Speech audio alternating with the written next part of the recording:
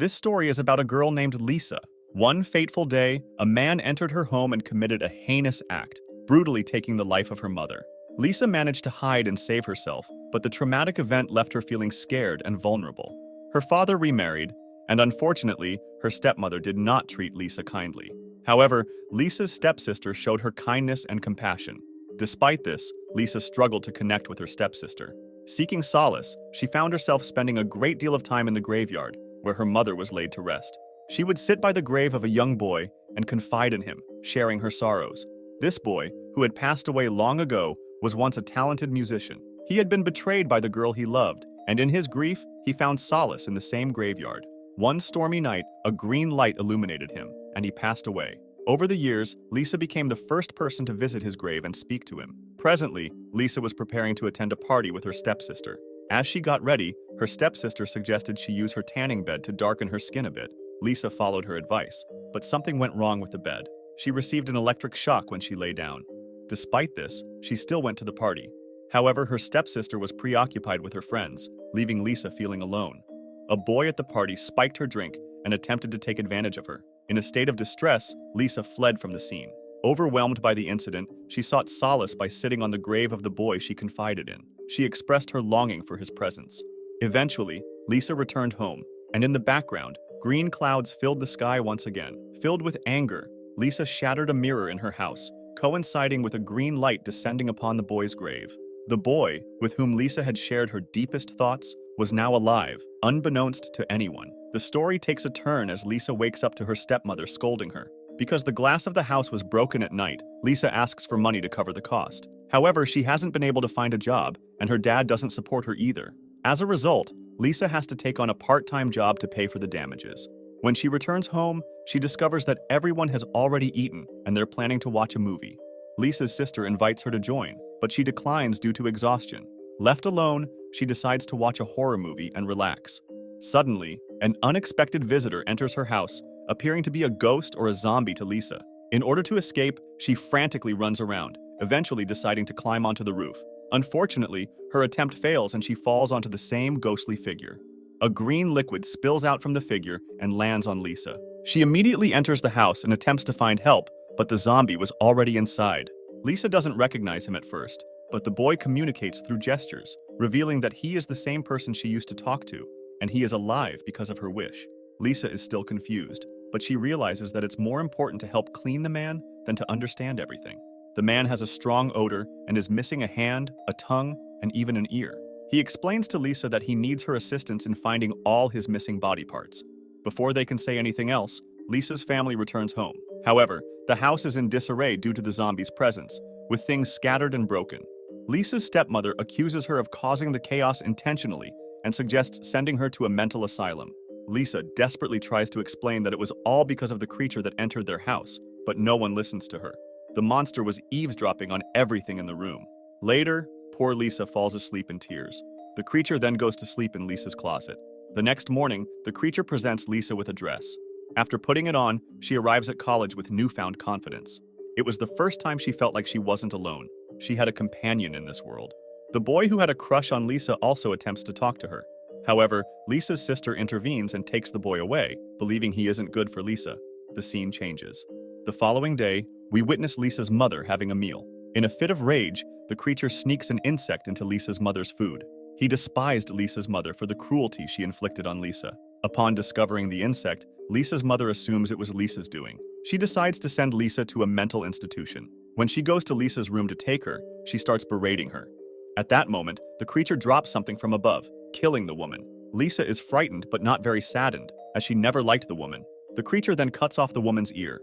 Together, they carry the corpse to the same grave from which the creature emerged. They bury the body there.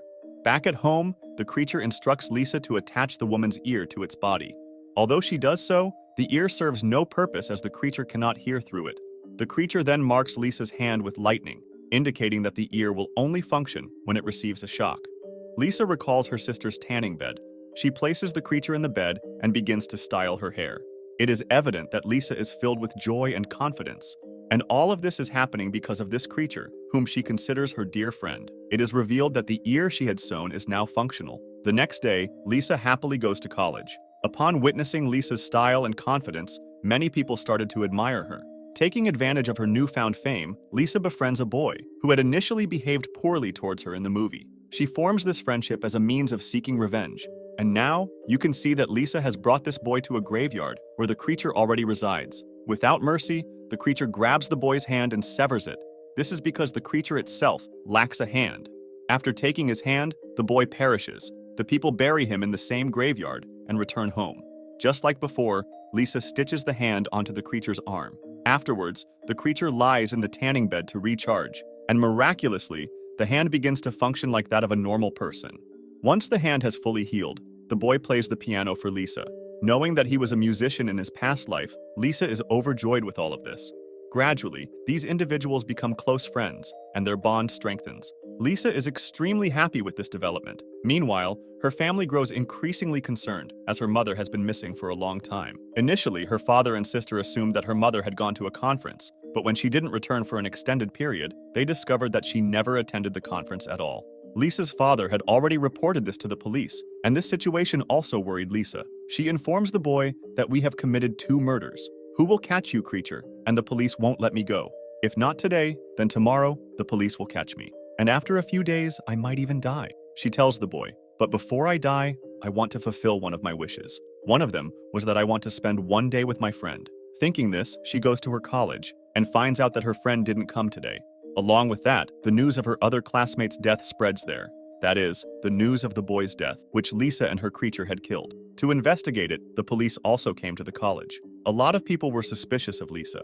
At the last party, this boy mixed something in Lisa's drink and also tried to misbehave with her. That's why a lot of people were suspicious that Lisa must be behind her death. But the police don't get any clue after the investigation, and that's how Lisa is saved. On the other hand, it is being shown that that creature has also left the house. After scaring one man, he took his car. He wanted to enjoy the open air of the world. He was roaming on the streets that he finds Lisa on the street, who was going to her friend's house. This creature makes Lisa sit in his car and brings her to her friend's house. When he came here, he found out that her sister was also at her friend's house, that Lisa was very angry to see this. And to take revenge for Lisa, now this creature attacks Lisa's friend. He had killed him by cutting his body, and now he is going to attack Lisa's sister, but Lisa stops him. After which, this creature took his car and left, and Lisa took her sister and came out of her friend's house. While following her creature, Lisa had also come to the graveyard. Lisa's sister, after getting a chance, runs away.